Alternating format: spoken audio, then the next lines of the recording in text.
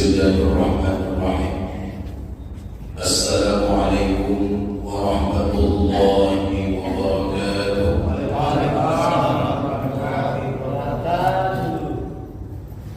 Alhamdulillahi rabbil alamin.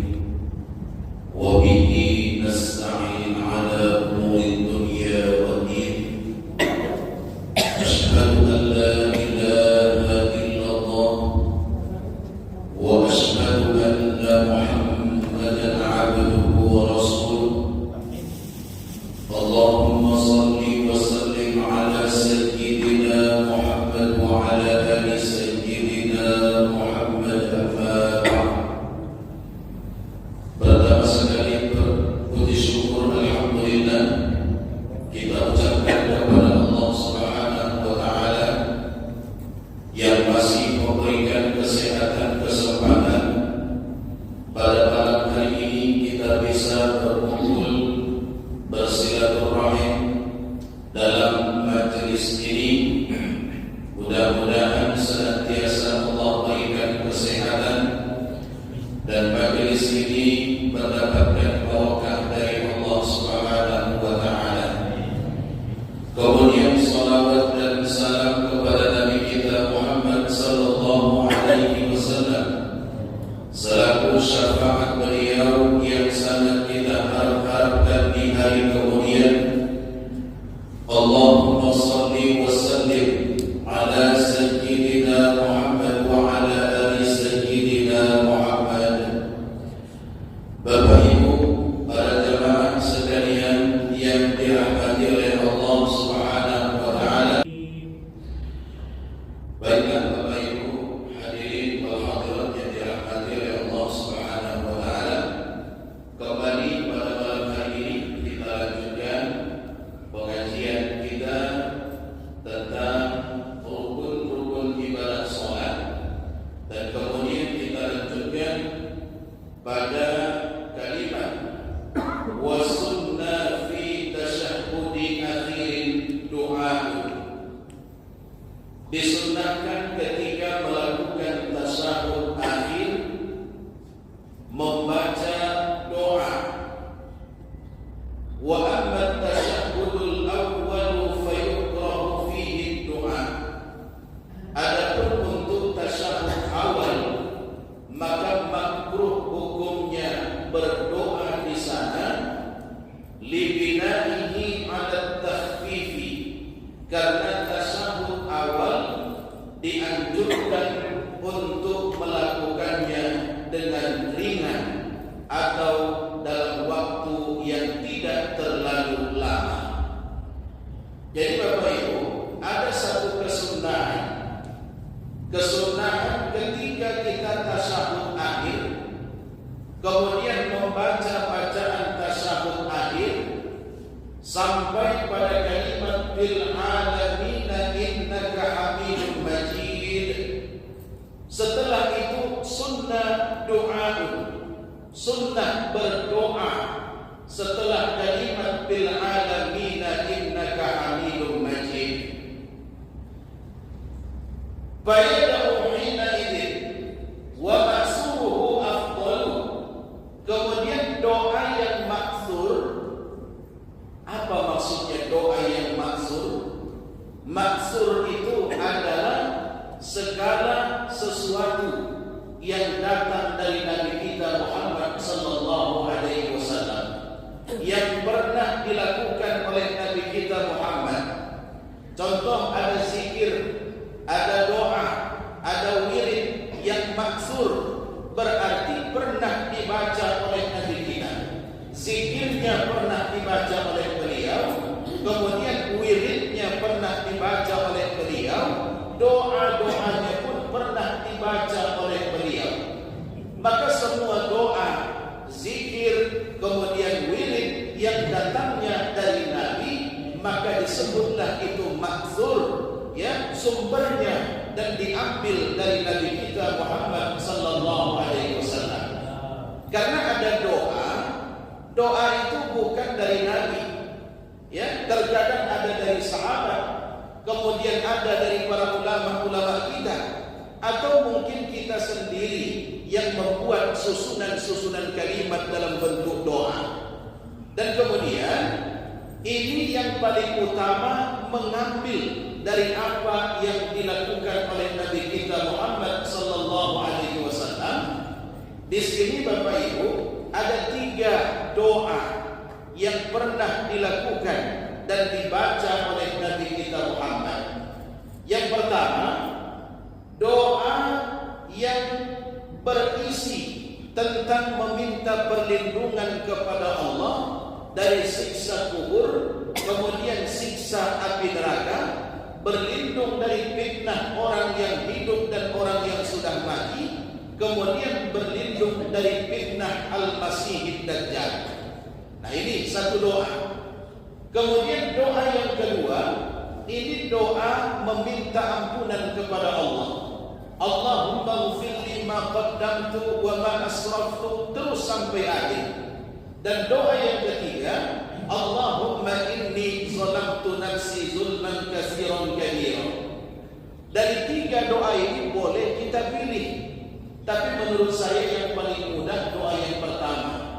Doa meminta perlindungan kepada Allah dari siksa kubur dan kemudian siksa api neraka. Allahumma inni a'udzubika min azabil qabri wa min azabil nar wa min fitnatil mahya wal mamat wa min fitnatil masihid dajjal. Saya rasa ini yang lebih mudah dihafal. Jadi selesai bil alamin innaka hamidum majid, jangan langsung salam, jangan langsung assalamualaikum warahmatullahi. Kalau mungkin selama ini lebih banyak setelah bil alamin innaka hamidum majid langsung salam. Tapi ada doa tambahan. Bagaimana Ustaz kalau doa tambahan itu tidak dibaca? Orang yang tidak membaca doa tambahan ini menurut para ulama hukumnya makruh.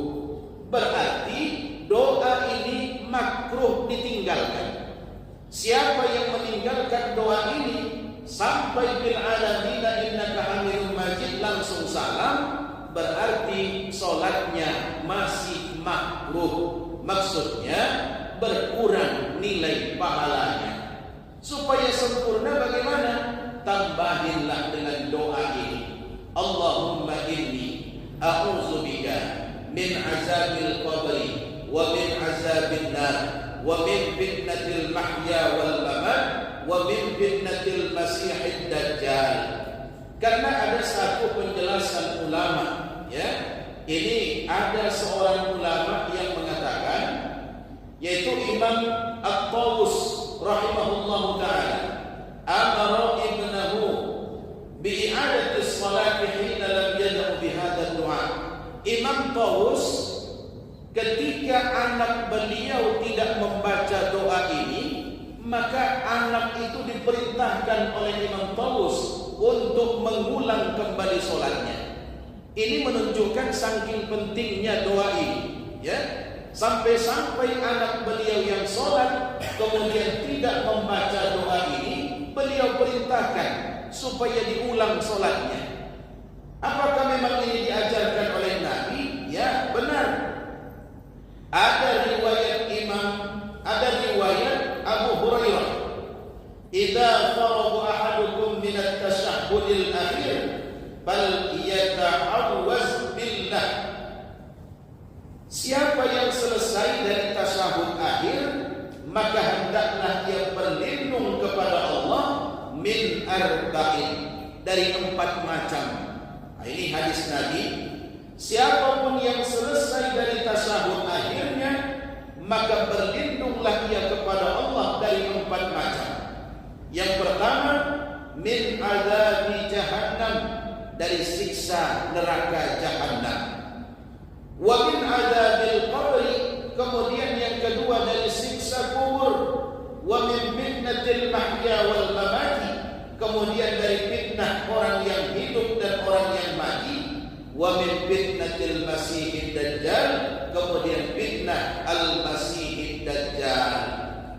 Ini hadis Nabi menyebutkan sebelum menutup sholatnya dengan ucapan salam, maka tutup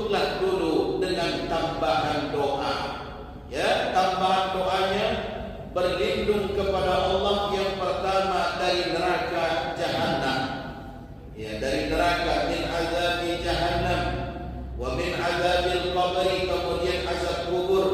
Nah ini, jadi silakan ya kita tambah masing-masing. Kalau imamnya sudah salam, Ustaz, apakah boleh lagi meneruskan bacaan sementara kita bacaannya belum selesai? Imam sudah selesai, padahal kita baru di tengah-tengah bacaan tasyahud, masih panjang lagi yang mau dibaca. Silahkan lanjutkan bacaan sampai selesai, itu tak jadi masalah. Kecuali ya kalau kita yang jadi imam terlalu lambat bacaan, itu pun tak boleh. Kalau bacaan kita terlalu lambat dan kemudian andaikan itu semua kita baca, makmum merasa jengkel dengan imam, maka tak perlu untuk dibaca. Kalau membuat makmum merutuk semuanya, ya terlalu lambat bacaannya. Ya, karena kan kita ini ada yang memang cepat bacaannya, ada yang memang lambat bacaannya. Nah, jadi Bapak Ibu hadirin sekalian yang dirahmati oleh Allah Subhanahu wa taala, inilah doa yang diajarkan oleh Nabi kita Muhammad sebelum kita menutup ya salat itu dengan ucapan salam. Kemudian wasani asroha, rukun yang ke-12 dari rukun ibadah salat itu, qu'udul lahuma ay litashahhudi was-salati wa kadzalis salami wa sunnat tawarrukun bi. Duduk untuk tasyahud dan kemudian untuk membaca sholawat dan mengucapkan salam, dan sunnah duduk tawarruk pada saat tasyahud akhir. Biasanya posisi kita saat tasyahud akhir itu beda. Duduknya bukan disebut dengan duduk antara dua sujud atau bukan duduk iftiras, tapi disebut dengan duduk tawarruk. Tapi duduk tawarruk ini pun hukumnya sunnah. Jadi kalau bapak-bapak melihat ada orang yang sholat kemudian tasyahud akhirnya enggak duduk tawarruk, ya, kaki yang sebelah kiri enggak dia lipat, enggak dia buat di bawah kaki yang sebelah kanan, dan kemudian dia hanya duduk seperti duduknya iftiras. Andaikan ketemu yang model ini, sementara rakaatnya rakaat yang terakhir, apakah sholatnya itu sah? Jawabannya sholatnya sah, karena duduk tawarruk hukumnya sunnah. Jadi tidak usah kita komentarin. Nah, kenapa tak duduk tawarruk? Ya, wajib hukumnya duduk tawarruk? Tidak. Duduk tawarruk itu hukumnya hanya sunnah. Jadi kalau ketemu orang yang duduk tasyahud akhir dengan duduk iftiras, maka sholatnya tidak jadi masalah, tetaplah sah sholatnya. Kemudian wa wad'u yadayhi fi qu'udi tashahhudaihi ala tarfi rukbatayhi bihaitsu tasabathu ru'usul asabi'. Nah, kemarin juga sudah kita jelaskan, ketika kita duduk, baik itu duduk tasyahud awal kemudian duduk tasyahud akhir, maka jari-jari kita itu harus setentang dengan kedua lutut, ya, sama antara lutut dengan jari-jari kita, tidak boleh lebih ke depan. Bagaimana ujung jari, begitulah ujung lutut kita. Nah, jadi nggak boleh kita memegang lutut, ya, tak boleh memegang lutut, harus setentang dengan datarnya lutut kita pada saat kita sedang duduk. Nasiran asabi'u yusrahu wa qabidan asabi'u yumna. Kemudian posisinya ketika tasyahud, jari-jari ataupun tangan yang sebelah kiri nasiran, Nasyiron itu dibuka. Jadi tangan yang sebelah kiri jari-jarinya terbuka pada saat duduk tasyahud awal, begitu juga tasyahud akhir. Ini dibuka, tidak dikepal. Wa qabilan asabi'u yusrahu. Kemudian untuk tangan yang sebelah kanan ini baru dikepal. Jadi duduk tasyahud awal, duduk tasyahud akhir, ini tangan tidak dibuka begini lagi, langsung dikepal. Illal musabbihah, kecuali jari telunjuk. Jadi dikepal kecuali jari telunjuk. Berarti posisinya begini. Ya, jari telunjuk ini belum kita angkat, masih dalam posisi menyentuh lutut. Jari-jari yang lain dikepal, ujung jari telunjuk masih menyentuh lutut kita. Tapi beda dewe, yang lain dikepal, dia tidak. Kemudian wa sunna rabbuha ay al-musabbiha inda hamzati illallah, dan mengangkat jari telunjuk itu disunnahkan ketika menyebutkan hamzah pada kalimat illallah.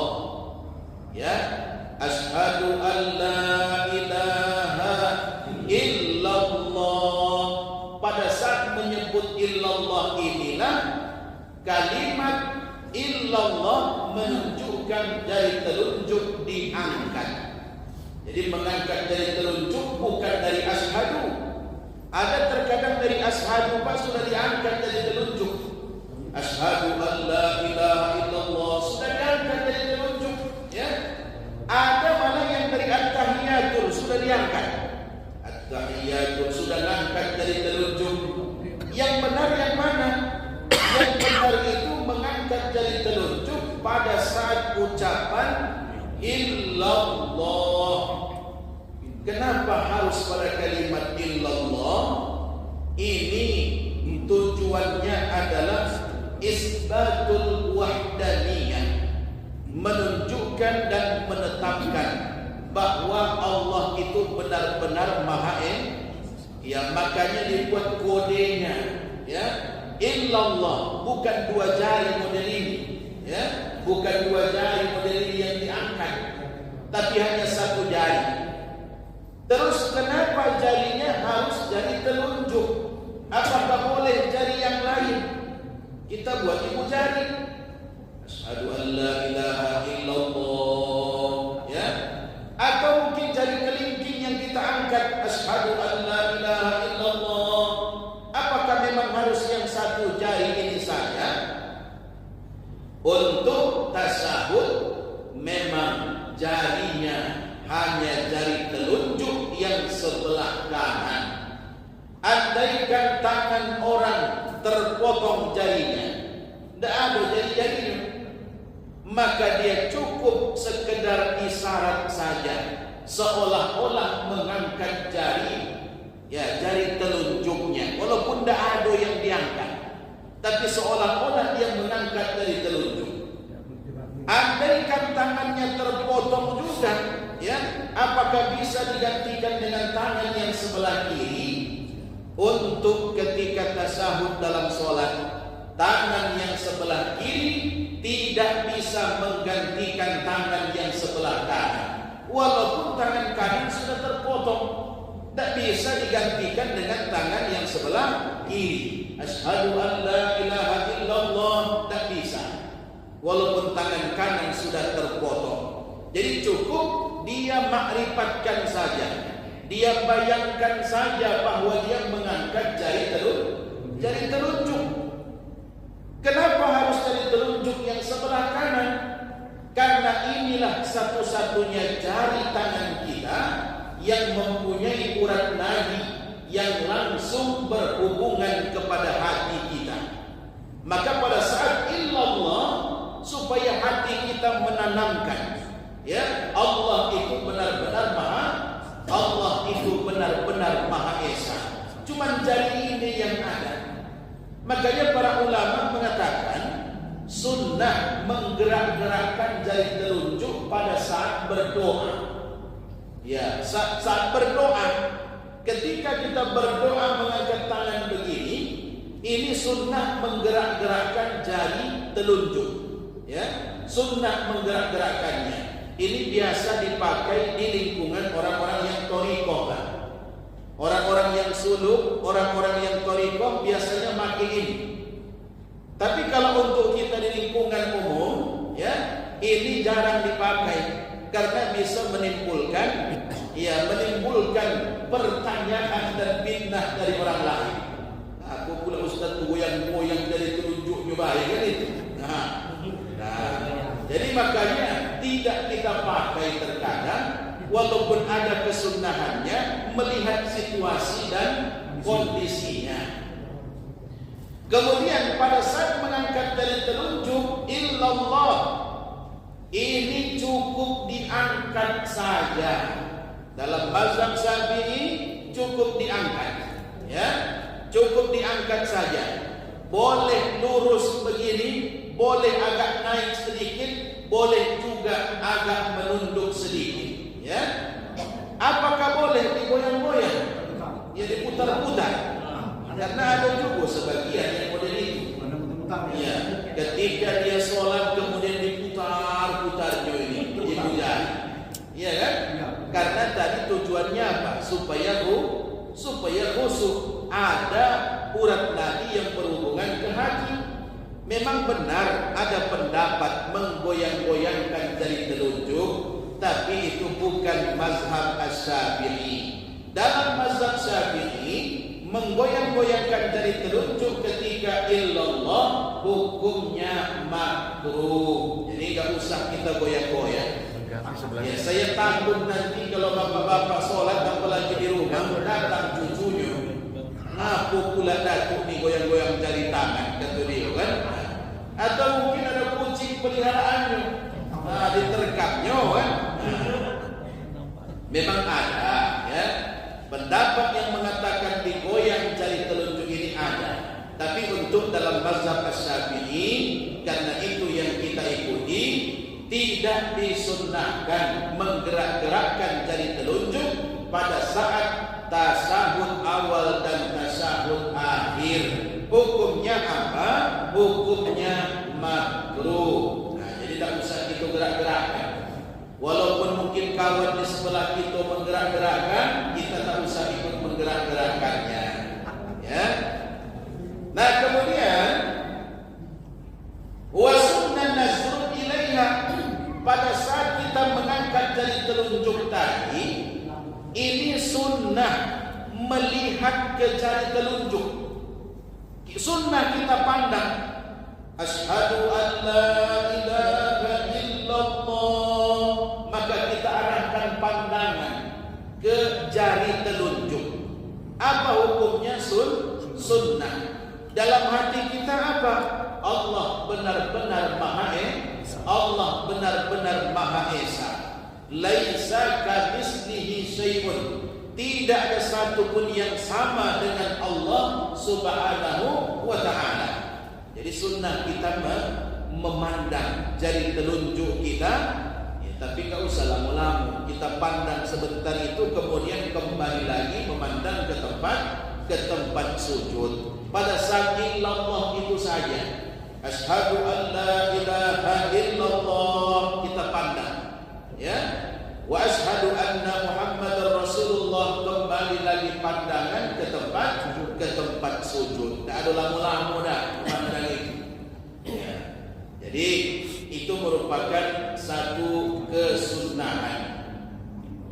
Jadi Bapak Ibu hadirin sekalian yang dirahmati oleh Allah Subhanahu wa ta'ala, ketika mengangkat jari telunjuk tadi illallah, ya, ingat itu semua tadi isbatul wahdaniyah, menetapkan dalam hati bahwa Allah itu benar-benar Maha Esa. Sampai kapankah jari telunjuk ini kita angkat? Ya kan? Sampai kapan ini kita angkat?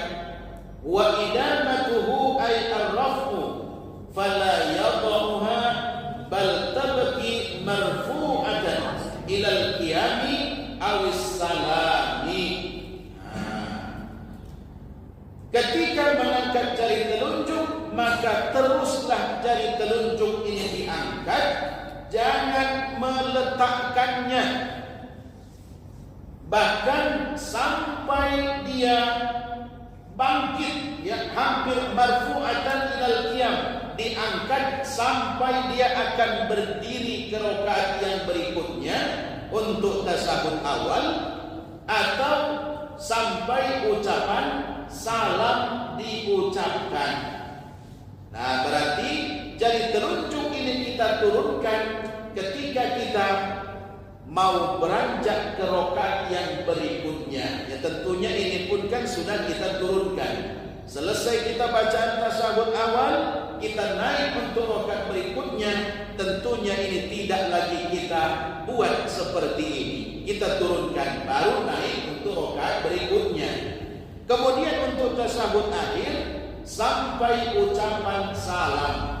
Berarti ketika sudah sampai wa min fitnatil mahya wal mamat wa min fitnatil masihid dajjal, baru kita turunkan assalamualaikum warahmatullah, ya, baru ucapan salam kita bacakan.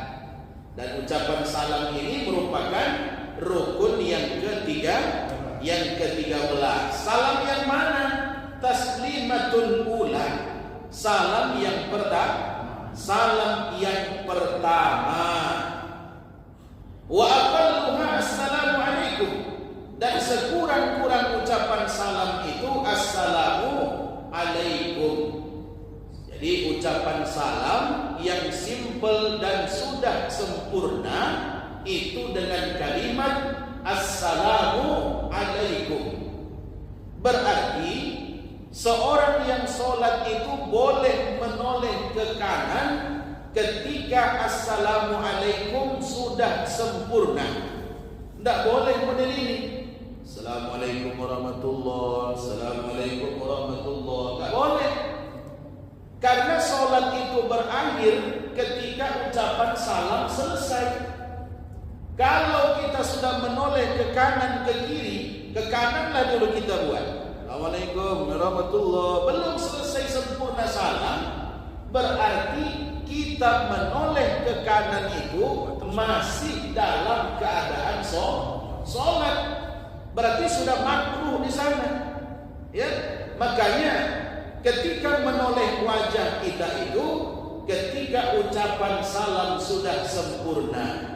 Assalamualaikum warahmatullah. Nah, pada ucapan warahmatullahnya lah baru menoleh ke kanan dan ke kiri.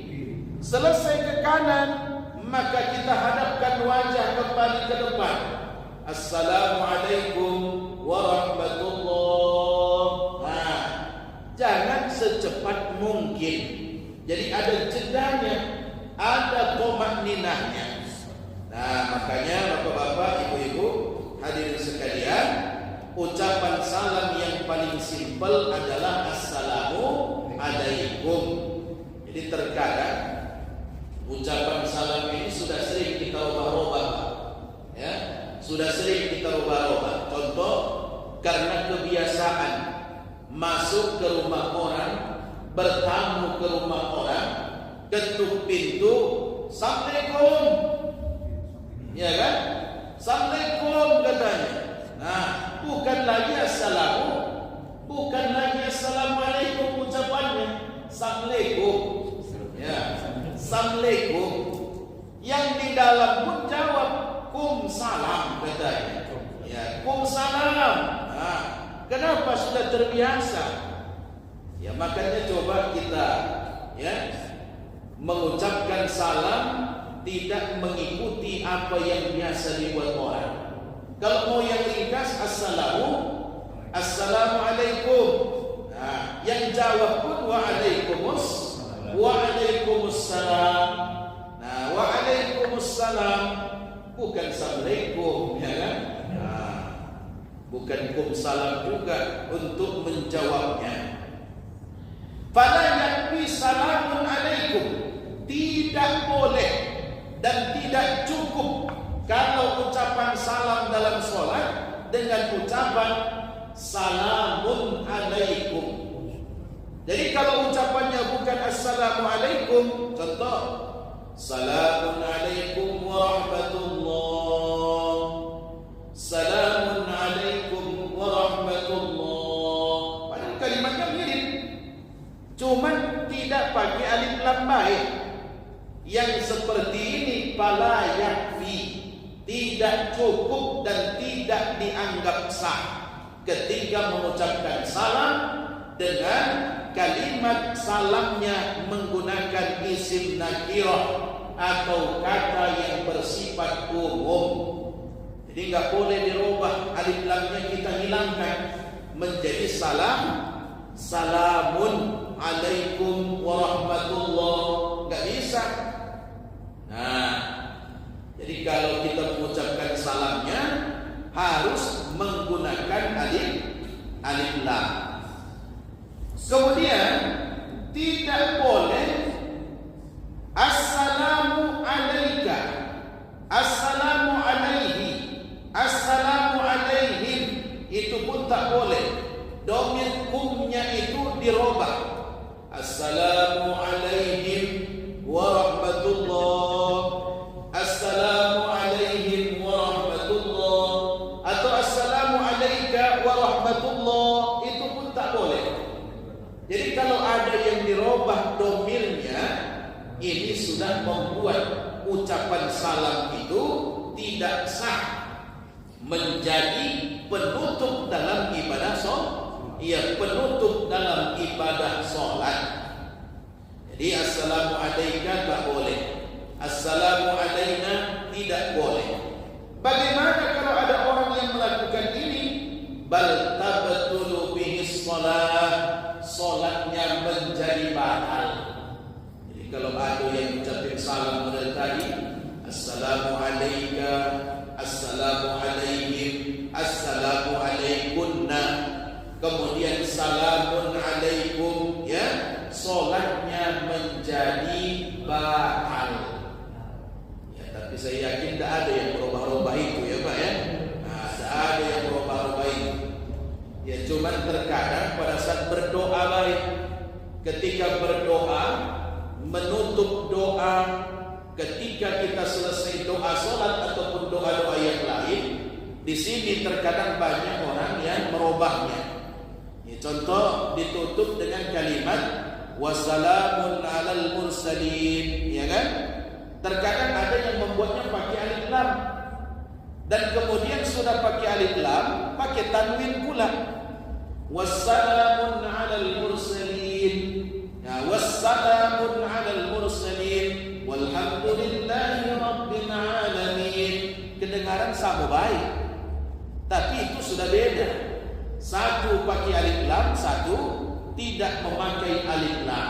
Nah, jadi yang bagus, yang benar yang mana? Tidak menggunakan alif lam. Wassalamun alal mursalin, walhamdulillahi rabbil alamin. Nah, begitu. Itu yang lebih bagusnya. Tidak menggunakan alif lam, tapi menggunakan tanwin. Sama terkadang pada saat kita baca doa iftitah. Ketika membaca doa iftitah pada kalimat inna sholati, di sini terkadang lidah kita pun sering banyak terkadang yang menyambungnya, Pak. Jadi pakai alif lam. Inna sholati, ya, inna sholati wa nusuki. Nah, ini yang tak benar. Yang benar tidak menggunakan alif lam. Jadi inna sholati, jangan inna sholati. Inna sholati wa nusuki wa mahyaya wa mamati. Ada yang terkadang susah niat ngomong wa mahyaya, wa mahyaya kata dia. Nah, inna sholati bukan inna sholati. Ya, jadi tidak pakai tidak pakai alif lam. Inna sholati wa nusuki wa mahyaya wa mamati lillahi rabbil alamin la syarika lahu wa bidzalika umirtu wa ana minal. Nah, ini juga kadang banyak yang berbalik-balik, Pak. Di ujung wa ma ana minal muslimin kata dia. Di pangkal wa ana minal musyrikin, ya kan? Nah, saya orang musyrik dan saya bukan orang Islam katanya. Ya terbalik-balik karena bacaannya belum hafal dia. Walaupun hafal tapi hafalnya yang salah. Nah, ini terkadang banyak kita jumpai, walaupun sholatnya sudah lama, sudah bertahun-tahun, tapi bacaannya terkadang masih juga pindah ke kalimat yang lain. Bapak Ibu hadirin sekalian yang dirahmati oleh Allah Subhanahu wa taala.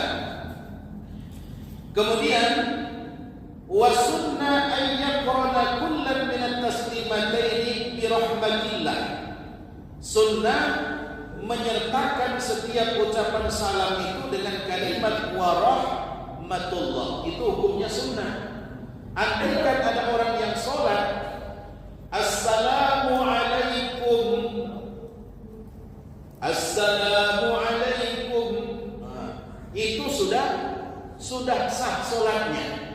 Andaikan seseorang gak pakai warahmatullah, assalamu alaikum, menoleh dia ke kanan, assalamu alaikum, menoleh pula dia ke kiri, ini sholatnya sudah sah. Tapi lain pula ya. Ya lain pula mendengar karena kita sudah terbiasa mendengar ada kalimat warahmatullahnya, dan itu hukumnya sunnah menambah kalimat warahmatullah. Duna wa barakatuh, tapi tidak menggunakan wa barakatuh. Dalam sholat fardu tidak pakai wa barakatuh. Assalamualaikum warahmatullahi wabarakatuh.